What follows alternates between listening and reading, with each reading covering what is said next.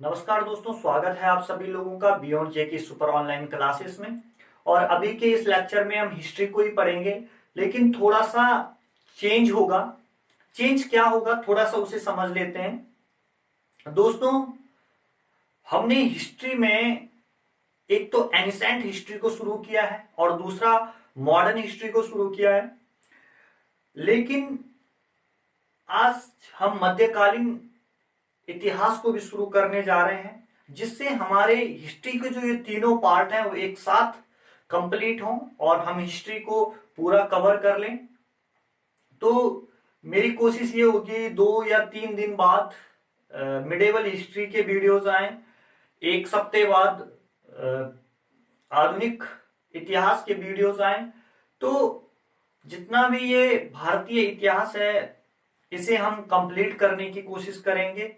जैसे कि हम एनिसेंट हिस्ट्री में हमने सिंधु घाटी की सभ्यता पढ़ ली है और उसके अलावा हम वैदिक कालीन सभ्यता को पढ़ रहे हैं, लगभग वो भी हमारी कंप्लीट होने वाली है। तो लगभग जहां तक मेरा अंदाजा है तो जून तक हम पूरी हिस्ट्री को कवर कर लेंगे। उसके अलावा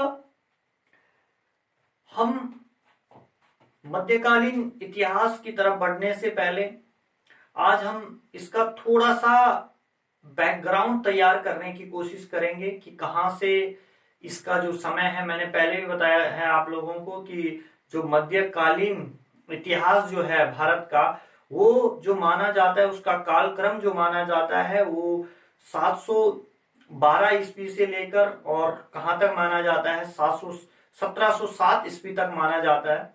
तो उसी के लिए आज हम पढ़ेंगे कि किस तरीके से अरबों ने भारत पर आक्रमण किया था। तो आइए देखते हैं, चीजों को समझते हैं। तो दोस्तों, जैसे ही 632 ईस्वी में पैगंबर हजरत मोहम्मद साहब की डेथ होती है, उसके ठीक 4 साल बाद यानी कि 636 में कौन सा पद बनाया जाता है? खलीफा का पद बनाया जाता है। क्लियर है? और जो पहले खलीफा रहते हैं वो रहते हैं उमर खलीफा। पहला खलीफा किसको नियुक्त किया जाता है? उमर खलीफा को नियुक्त किया जाता है। अगर हम बात करें इसके कार्यों की, इस खलीफा के क्या कार्य रहेंगे? इसके सिर्फ 2 काम रहेंगे। एक तो ये राजनीतिक प्रमुख होगा और दूसरा ये धार्मिक प्रमुख होगा। यानी कि इसके पास सिर्फ 2 काम है। ये क्या करेगा? एक तो ये अपने साम्राज्य का विस्तार करेगा और दूसरा ये इस्लाम धर्म का प्रचार प्रसार करेगा। क्लियर है? तो अब इसी साम्राज्य विस्तार के लिए उमर खलीफा भारत पर अटैक करने की सोच लेते हैं। कब? लगभग इसी कालक्रम में 636-37 के आसपास ये सोच लेता है, ये एक योजना बनाता है कि भारत पर हम अटैक करेंगे। अब भारत पर क्यों अटैक करेंगे? क्योंकि भारत पे अटैक करने का जो इनका सबसे प्रमुख कारण था वो ये था कि जो भारत की वेल्थ थी, यानी कि जो इकॉनमी थी, वो काफी ज्यादा थी और जिसे ये लोग क्या करना चाहते थे? हड़पना चाहते थे और यहां अपना क्या करना चाहते थे?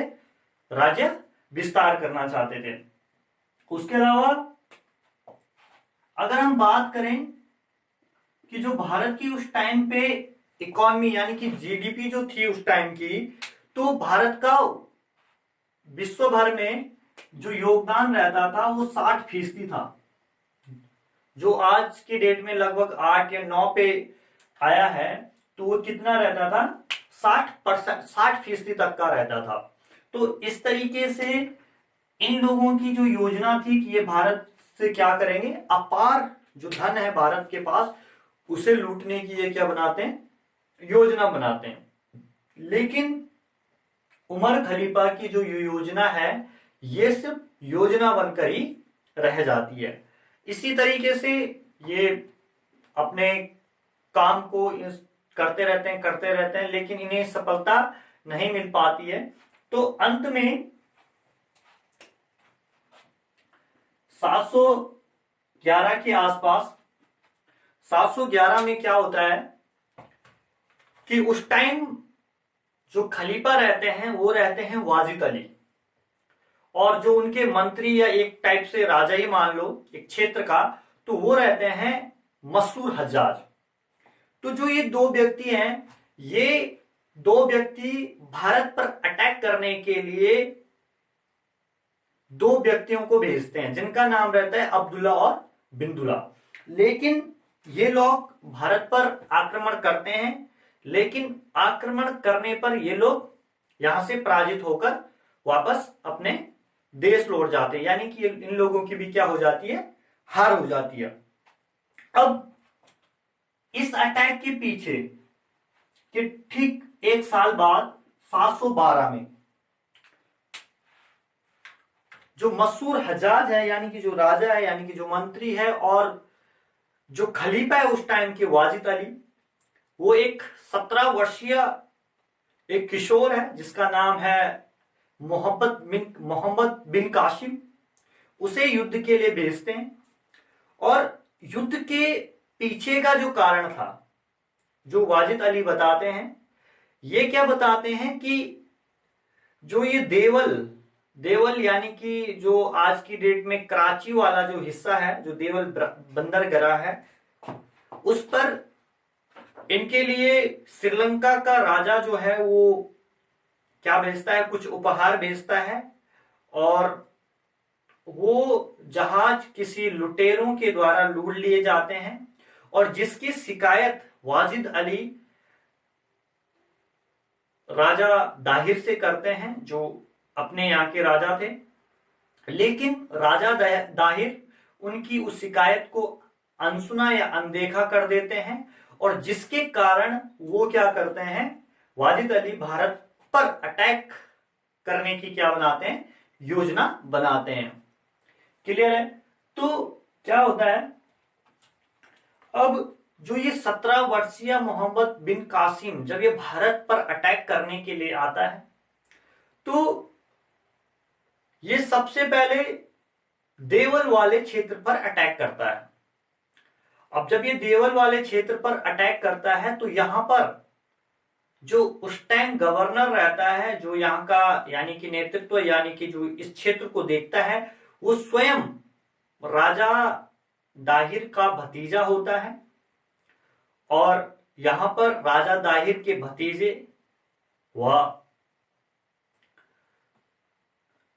यहां पर राजा दाहिर के भतीजे और मोहम्मद बिन कासिम के बीच युद्ध होता है, और मोहम्मद बिन कासिम इस युद्ध को जीत जाते हैं।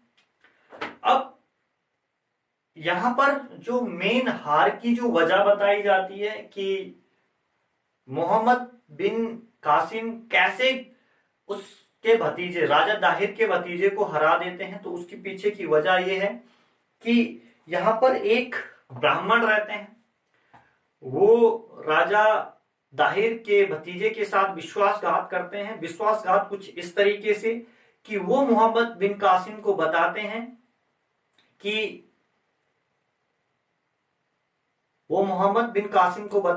कि जो ये क्षेत्र है, देवल क्षेत्र है, इसके अंदर एक मंदिर है, और उस मंदिर में एक लाल झंडा लगा हुआ है। जब तक वो झंडा नहीं उतारा जाता है, तब तक आपका इनको हराना संभव नहीं है। तो पहले वो झंडा उतारा जाता है, उसके बाद युद्ध लड़ा जाता है, और उस युद्ध में राजा दाहिर का भतीजा हार जाता है। क्लियर है? उसके बाद देवल होते हुए मोहम्मद बिन कासिम निर्णय वाले क्षेत्र तक पहुंचते हैं, निरुण वाले क्षेत्र में राजा का जो बेटा है, राजा दाहिर के जो पुत्र थे, शायद उनका नाम जयसिंह दाहिर था। तो उनका युद्ध जयसिंह से होता है जो राजा दाहिर के पुत्र हैं।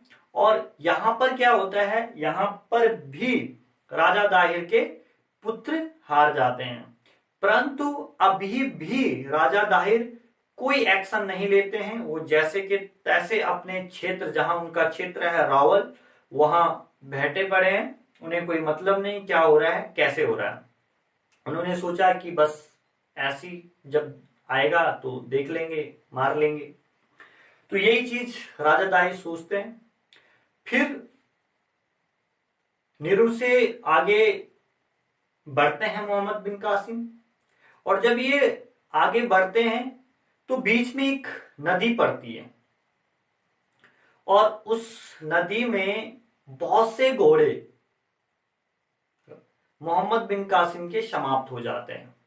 लेकिन बची कुची सेना उसकी कहां चली जाती है, रावल क्षेत्र में प्रवेश कर जाती है। और जहां मोहम्मद बिन कासिम का युद्ध किससे होता है, राजा दाहिर से होता है। लेकिन यहां पर एक सोचने वाली बात है कि राजा दाहिर ने आखिरकार उसका भतीजा भी हारा, उसका बेटा भी हारा, तब भी राजा दाहिर ने कोई एक्शन नहीं लिया। तो यानी कि राजा दाहिर ने यहां पर एक गलती तो कर ली थी कि उसने अपने दुश्मन को कमजोर समझ लिया था। परंतु अगर एक देखा जाए तो शायद राजा दाहिर ने यह सोचा होगा कि जब आएगा आएगा तो हम तो समर्थवान है, इसके पास केवल 15,000 घुड़सवार है, ये क्या कर लेगा हमारा। तो कुछ ऐसा ही ईगो रहा होगा राजा दाहिर के अंदर, जो शायद उसे अपने, कहा जाता है कि राजा दाहिर एक साहसी, पराक्रमी और एक बहुत ही वीर राजा था। अगर हम उसके इतिहास को पढ़ें तो सोचा होगा कि चलो बच्चों का हम टेस्ट ले लेते हैं, बच्चे क्या करते हैं। परंतु ऐसे जब बाहर का दुश्मन कोई अटैक करे तो ऐसे टेस्ट नहीं लेने चाहिए अपने बच्चों को। ये भी हमें सीखने को मिलता है। तो जैसे तैसे मोहम्मद बिन कासिम की सेना कहां तक पहुंच जाती है, रावल क्षेत्र में पहुंच जाती है। और अब उसका युद्ध राजा दाहिर से होता है। तो जब राजा दाहिर से युद्ध होता है तो चलता है युद्ध। 20 जून 712 की बात है। सब कुछ ठीक रहता है, युद्ध होता है। इधर से राजा के सैनिक लड़ते हैं, उधर से मोहम्मद बिन कासिम के सैनिक लड़ते हैं। राजा और मोहम्मद बिन कासिम भी खूब अपना वीरता और शौर्य का प्रदर्शन करते हैं। लेकिन क्या होता है कि अचानक एक तीर राजा के हाथी को लग जाता है और राजा का हाथी घायल हो जाता है। अब जब राजा का हाथी घायल हो जाता है तो घायल हाथी भगदड़ मचाता है और राजा अपने हाथी से नीचे गिर जाते हैं। अब राजा क्या करते हैं, किसी घुड़सवार का घोड़ा लेते हैं और उस पर चढ़कर युद्ध करने लग जाते हैं। लेकिन जो हाथी रहते हैं वो पूरे उस युद्ध के मैदान में भगदड़ मचाने लग जाता है। अब जिससे राजा दाहिर की सेना को यह लगता है कि राजा का राम राम सत्य हो गया है, राजा अब नहीं बचे। तो हम भी यहां पर क्या करें, हम भी क्या करते हैं, भाग जाते हैं। तो जितने भी सैनिक होते हैं, कुछ सैनिक तो युद्ध के मैदान में रहते हैं, लेकिन कुछ सैनिक, आधे से ज्यादा सैनिक युद्ध छोड़कर चले जाते हैं, भाग जाते हैं। लेकिन फिर भी राजा लगातार 2 दिन तक अपनी वीरता और शौर्य का प्रदर्शन दिखाते हुए फाइनली अंततः उस युद्ध में मोहम्मद बिन कासिम के हाथों मारे जाते हैं और शहीद हो जाते हैं। क्लियर है? तो इस तरीके से राजा दाहिर की कहानी, उनकी वीरता और शौर्य की कहानी यहां पर समाप्त हो जाती है। लेकिन अभी भी कहानी में ट्विस्ट है। अब क्या होता है, जो राजा की पत्नी रहती है वो तो बेचारी जौहर व्रत का पालन करती है और घर के पीछे एक अग्निकुंड रहता है जिसमें, और अग्निकुंड में वो अपने प्राणों की आहुति देती है। थोड़ा सा ये समझ लेते हैं कि आखिरकार ये जौहर व्रत होता क्या है। देखिए दोस्तों, आप लोगों ने सती प्रथा का नाम भी सुना होगा। तो एक तरीके से जो जौहर व्रत होता था, जौहर प्रथा जो होती थी, उसमें क्या होता था कि जो भी राजा की पत्नी यानी रानी, जब युद्ध के टाइम से पहले, आपने रामायण में भी देखा होगा कि जो राजा की पत्नी है, जैसे आपने देखा होगा रावण की पत्नी बिल्कुल मंदोदरी जो है वो टिक्का टुक्का लगा के किसको भेज देती है, जा बाबू युद्ध करो आप। तो ऐसी भेजा जाता था उस टाइम पे भी। तो उसके बाद जो रानी होती थी, युद्ध अपने पति को युद्ध में, जब उनके पति युद्ध में चले जाते थे तो वो खुद जौहर व्रत का पालन करती थी। जौहर व्रत का पालन यानी कि अगर राजा युद्ध से जीत कर आ गए तो इट्स ओके, सब कुछ ठीक है, बढ़िया है। लेकिन उसके बाद क्या होता था, घर के पीछे एक अग्नि कुंड होता था और जैसे ही उनको ये खबर मिलती थी कि राजा युद्ध में शहीद हो चुके हैं, तो रानियां जौहर व्रत का पालन करते हुए अपने प्राणों की आहुति उस अग्नि कुंड में दे देती थी। क्लियर है? तो जो राजा दाहिर की पत्नी होती है वो अपने प्राणों की आहुति उस अग्नि कुंड में दे देती है। उसके बाद मोहम्मद बिन कासिम जबरदस्ती ब्राह्मणों को और वहां की जनता को बहुत प्रताड़ित करते हैं और उन्हें उनसे इस्लाम धर्म कबूल करवाते हैं। और राजा दाहिर की 2 पुत्रियां रहती है और उन दोनों पुत्रियों को गुलाम बनाकर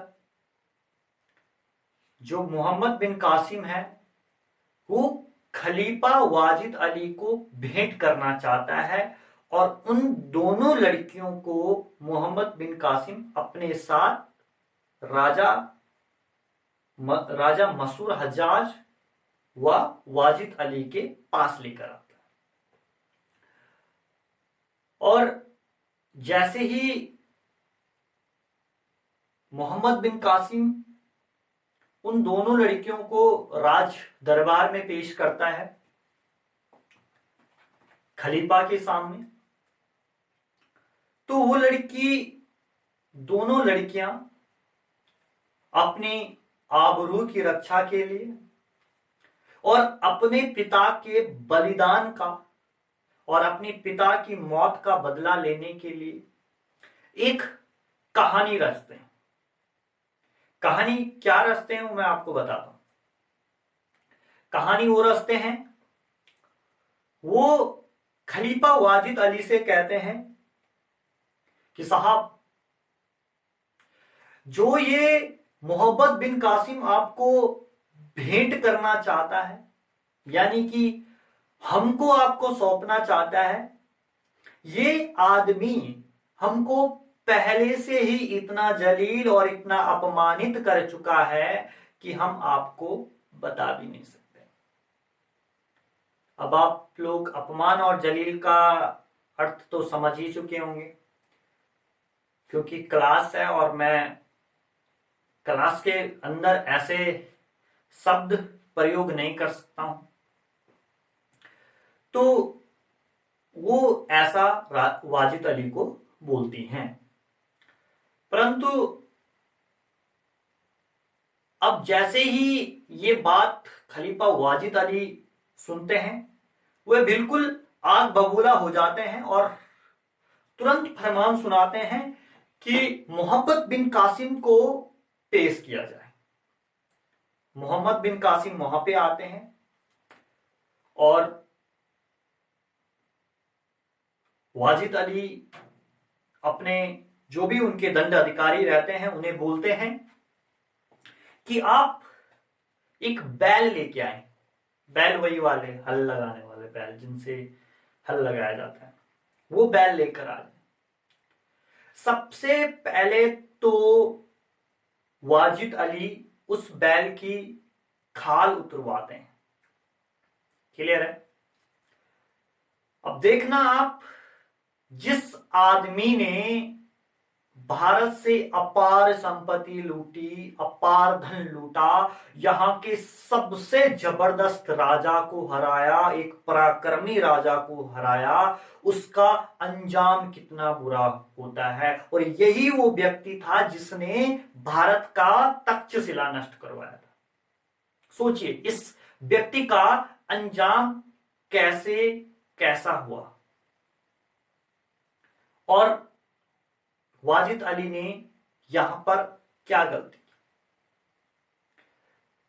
तो फिर बैल की खाल उतरवाई जाती है। अब जब बैल की पूरी चमड़ी उधेड़ दी जाती है तो जो अंदर का गुद्देदार बांस होता है उसमें राजा जो खलीफा होता है वो क्या करता है, मोहम्मद बिन कासिम की गर्दन पकड़ता है और उस मांस में धकेल देता है, और जिससे घुट घुट कर क्या होती है, मोहम्मद बिन कासिम की मौत हो जाती है और मोहम्मद बिन कासिम का चैप्टर क्लोज्ड। क्लियर है? अब जैसे ही मोहम्मद बिन कासिम मर जाता है और उन दोनों लड़कियों की प्रतिशोध की जो ज्वाला रहती है वो भी खत्म हो जाती है। क्लियर है? मां की मौत का बदला भी, बाप की मौत का बदला भी। और अब वो राजा यानी वो खलीफा वाजिद अली को कहती है, साहब हमने आपको जो बोला सारा का सारा झूठ था। इस बात से वाजिद अली बहुत परेशान और उसे बहुत पछतावा होता है कि जिस सेना नायक ने मेरे लिए पूरा इंडिया यानी कि पूरे भारत को की जो धन संपत्ति थी वो लाकर मेरे कदमों में रख ली थी, और सारी जो दो लड़कियां भी थी वो भी मेरे को भेंट करने के लिए ला रहा था, और मैंने इस पर यकीन नहीं किया, इसकी जगह इस पर यकीन किया। तो वो खलीफा वाजिद अली तुरंत उन दो लड़कियों को क्या करता है, मौत की सजा सुना देता है और उन दोनों लड़कियों को मृत्युदंड दे देता है। इस तरीके से वो दो भारतीय नारी अपने स्वाभिमान की रक्षा करती है, अपनी आबरू की रक्षा करती है और अपने पिता का मौत का जो बदला था उसे लेती है, और इस तरीके से मोहम्मद बिन कासिम की जो लीला है वो भी समाप्त हो जाती है। क्लियर है दोस्तों? आई होप आपको ये चीजें समझ आई होगी। अगर हम चीजों को कहानियों के माध्यम से, क्योंकि हिस्ट्री को हम जितना हो सकता है उतना हम कहानियों के माध्यम से याद रखना पड़ेगा। अभी जो ये खलीफा जो है ना, खलीफा ये कब समाप्त होगा? ये प्रथम विश्व युद्ध के टाइम पे, ये जैसे ही प्रथम विश्व युद्ध समाप्त होगा वैसे ही ये खलीफा पद भी क्या हो जाएगा, समाप्त हो जाएगा। ये ऑटोमन साम्राज्य जो है ये तहस नहस कर दिया जाएगा। तो वहां से खलीफा से डायरेक्ट लिंक आप कर सकते हो खिलाफत आंदोलन। क्लियर है? तो इस तरीके से हम छोटी छोटी चीजों को समझने का प्रयास करेंगे आज।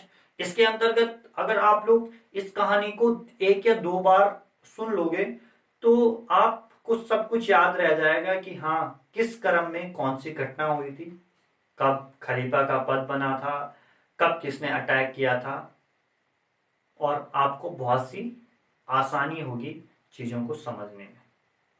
तो दोस्तों, इसके बाद जब भी हम मिडेवल हिस्ट्री का वीडियो बनाएंगे तो अब हमारी चर्चा जो होगी वो होगी मोहम्मद गजनवी के बारे में, माफ कीजिएगा, महमूद गजनवी के बारे में।